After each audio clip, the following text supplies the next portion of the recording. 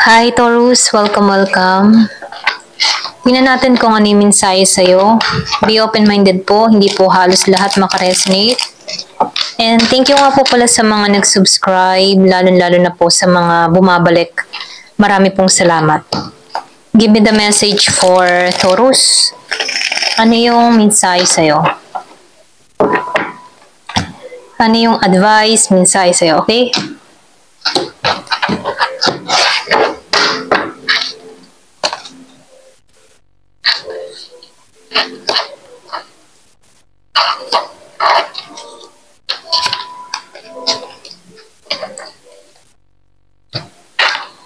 So, nakikitaan ko dito, no?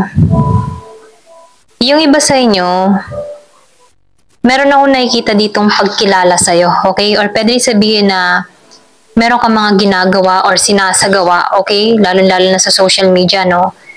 Meron ditong nakikilala yung kanilang ginagawa, okay? Or pwede sabihin kilala kang tao ayon sa karera na tinatahak mo, no? Ito rin nafe-feel ko, no? Maraming nakatingin or pwede rin sabihin maraming humahanga sa'yo, okay? So, nakikita ko rin dito na yung iba sa inyo, no? Meron kang kakayahan na ma-manifest yung gusto mo. Kaya sinasabihan ka dito, no? Maging klaro ka kung ano ba talaga yung gusto mong mangyari, kung ano ba yung adhikain mo, kung ano ba yung pangarap mo. Kailangan maging malinaw ka, okay? Para nang sa ganun, no, may signal ka universe na ito yung talagang gusto ko, okay? Parang ganun, no?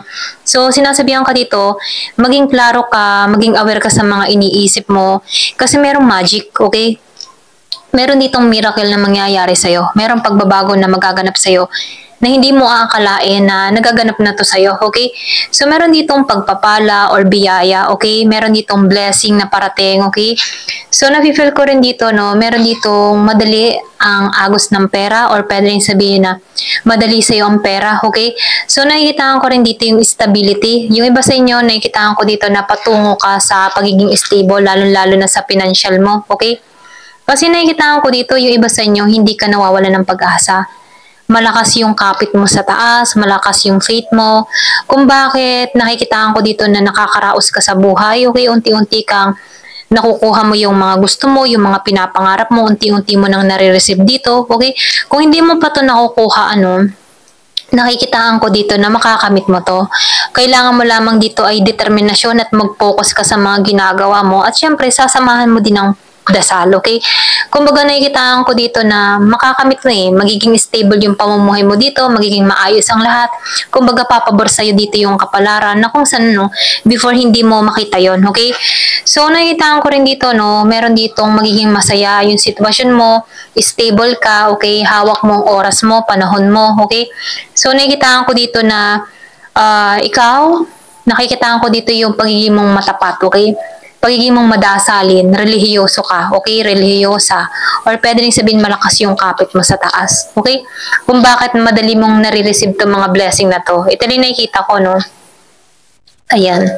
So, tingnan pa natin dito. Give me the message for Taurus. Ano pa yung mensahe?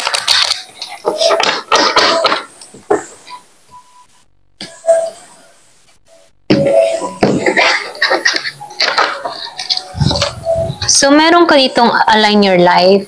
Yung iba sa inyo, nakikitaan ko dito na nakaranas ka ng mga something na pagsubok, okay? Pero nakikitaan ko dito na meron ditong pagbabago, okay? Kumbaga nasa sa'yo din yung decision dito kung gusto mong tahakin yung pagbabago o manatili na lang ganito, okay? So, nakikitaan ko dito, binibigyan ka dito ng alignment or binibigyan ka pa dito ng pag-asa dun sa iba, kung nakaranas ka dito na parang hindi mo na makita kung ano ba ang tama, kung ano ba ang gagawin, kung ano ba yung tatahakin na landas, ganyan, So, nakikitaan ko dito na kailangan lang dito ng pagbabago. Pwede rin sabihin meron dito dapat baguhin sa mindset mo, maging sa kinikilos mo, or pwede rin sabihin sa mga bisyo, okay? Tanggalin yung mga bisyo na hindi nakakatulong sa pag-unlad mo. Kasi nakikitaan ko dito, yung iba sa inyo, nagiging ng maayos nagiging ng matuwid. Or pwede rin sabihin, nakikita mo na dito yung path na gusto mong tahakin talaga, okay? So, nakikitaan ko dito na magiging maayos ang lahat. So, sinasabihan ka dito, yung sinabi ko kanina, no, kailangan na dito na alisin or pwede rin sabihin alisin yung mga dapat hindi dapat. Kailangan mo na ditong alisin yung mga hindi dapat sa buhay mo, okay? Kailangan nang tanggalan yung mga hindi nakakatulong sa sitwasyon mo, okay? Pwede rin sabihin, kailangan nang alisan yung mga negative na habit, mga ganyan na hindi nakakatulong sa'yo, okay? So, ito na yung time para kalimutan yung mga masasakit na nakaraan or pwede rin sabihin yung humihila sa'yo, okay? Para ma-stuck sa sitwasyon. Ito na yung time para i-let go mo na to, okay? Kasi nakikita ko dito na yung panibagong chapter or pwede rin sabihin pagbabago, okay? Meron ditong pagbabago na naghihintay sa'yo na ito na yung time para kalimutan na yung mga masasakit na nakaraan, okay? Answer the call. So, nakikita ko rin dito, no? Kumbaga, meron ditong calling sa'yo, okay? Or pwede rin sabihin na ito yung ninanais ng puso mo, okay? Wait lang po ha. So, meron ako nakikita ditong calling to sa'yo, okay? Kumbaga, pwedeng tinatawag ka dito or ginigising ka na dito, no? Na alisan na, okay? Alisan na yung mga dapat, alisan. Kumbaga, nakikita ko dito na meron ka ditong nais na gawin or meron kang ditong nais na simulan. Ito rin nafe-feel ko, no? Pwede rin sabihin nandito ka sa pagninilay-nilay. Yung iba sa inyo, nakikita ko dito na nagiging ng malinaw sa'yo lahat, okay? Kung ano ba yung mga dapat mong unahin, okay? So, meron ka dito, yung nakikita ko dito yung clarity or pwede rin sabihin merong na-reveal sa'yo, okay? Nakikita ko rin dito na meron kang ninanais makuha or makamit sa buhay mo, okay? Kaya lang kailangan mo tong, kumbaga, nafe-feel ko dito, kailangan mo dito ng alignment para makuha talaga yung kanais-nais na gusto mo talaga, okay? Kailangan mo lang ditong meron kang bitawan, okay? Pwedeng sitwasyon o mga pangyayari na hindi nakakatulong, okay, na nag-hold sa'yo. Ito na yung time para ikat mo to, okay? Yung iba sa inyo, no, kung meron kang experience dito na masakit, na karanasan, okay? Pwede naman pagkabata mo or pwede rin sabihin na yung iba sa inyo pwedeng hiwalay ka sa asawa na kung saan kailangan na tong alisan or kung meron ka mang masakit na pangyayari, ito na yung time para kalimutan na to. Ibaon na sa limot, okay? O bigyan ng kapatawaran na, ganun. Yes, okay? So, yes, itong mensahe, no? Yes, kailangan na tong pakawalan pa, okay? Yung mga nakaraan, kailangan ng pakawalan. Kasi ito na yung time para makuha mo or makamit mo itong mga pangarap mo dito, okay? Kung gusto mo dito maging maayos ang takbo ng pamumuhay, maging dire-diretso, kumbaga ito na yung time para sa pagpapatawad, okay? Sa pagpapatawad ko meron kang experience dito na sobrang sakit, hirap patawarin ng tao na to, ganyan. Ito na yung time para palayain mo yung sarili mo, okay? Hindi man porket pinatawad mo ang isang tao, kayo na ulit ang close na close, Hindi naman ganun, no? Kumbaga, pinatawad mo siya para makawala ka sa bigat ng nakaraan, sa bigat ng kalooban, Patawarin lang, ganun, okay? Palayain mo yung sarili mo, kumbaga. Pero nafe-feel ko, hindi halos lahat makaresonate dito sa part na to, Kasi hindi naman halos lahat merong mga pinagdadaanan sa buhay, So, nasa sa'yo pa rin yung desisyon kung ano yung gusto mo, okay?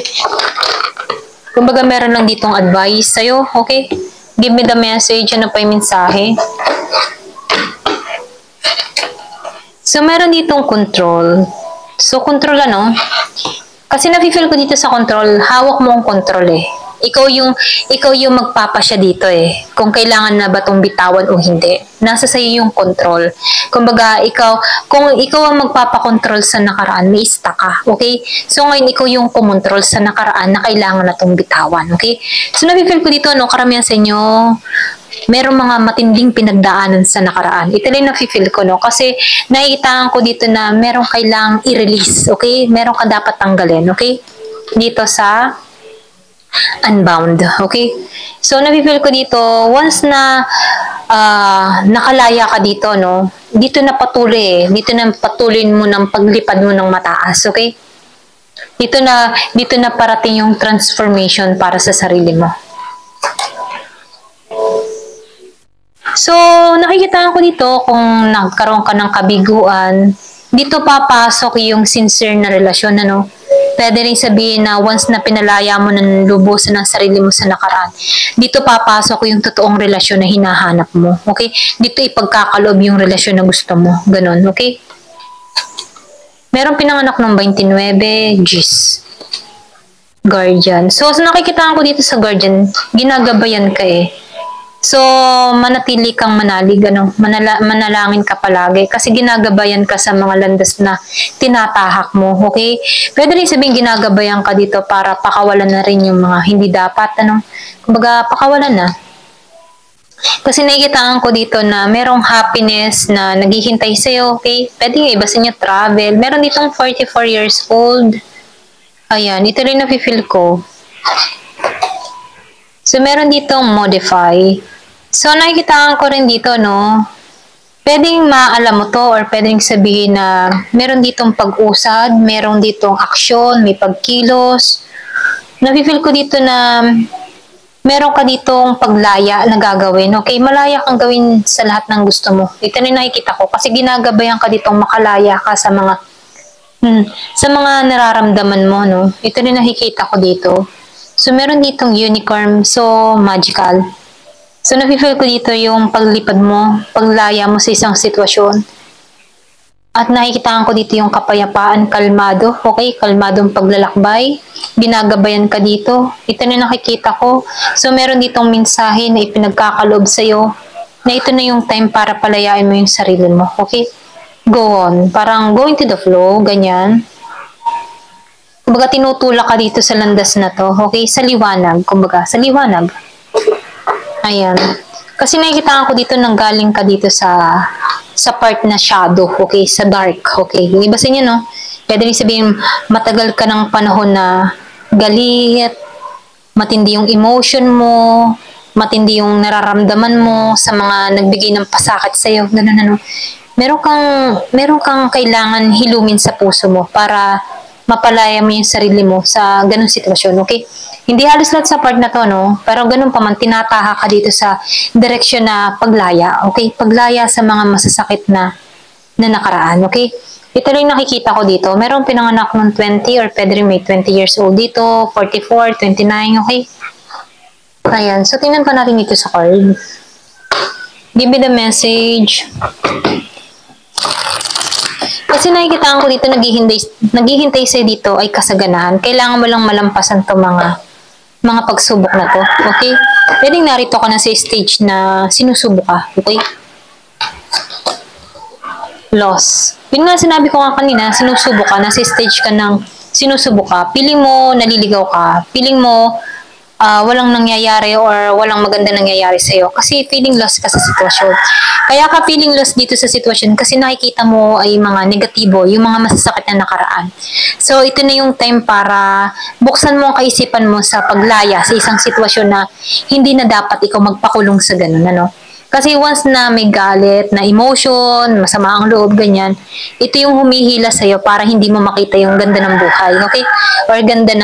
Or yung papasok na maganda pa sa'yo, or papasok na relasyon pa sa'yo, mga ganun, hindi mo makita to kasi nakatuon ka sa mga masakit na ginawa sa'yo, okay?